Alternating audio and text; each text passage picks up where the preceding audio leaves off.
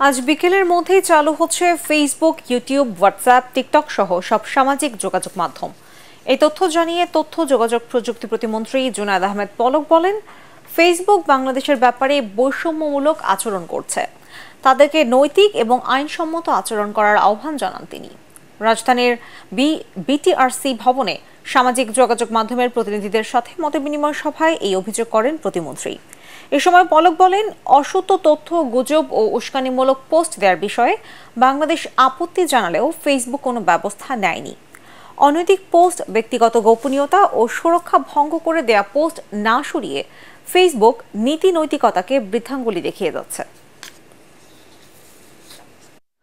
সংবিধান, ছাত্র ছাত্রী, শিক্ষক, গবেষক তারা বিভিন্ন প্ল্যাটফর্মে কিন্তু তারা শিক্ষা কার্যক্রম চালাতে চায়। সেক্ষেত্রেও কিন্তু ফেসবুক, টিকটক, ইউটিউব এই প্ল্যাটফর্মগুলো বেশ প্রয়োজনীয় প্ল্যাটফর্ম, এটা আমরা মনে করি। কিন্তু সাময়িকভাবে কিছু বিধিনিষেধ আমরা আরোপ করতে বাধ্য হয়েছিলাম।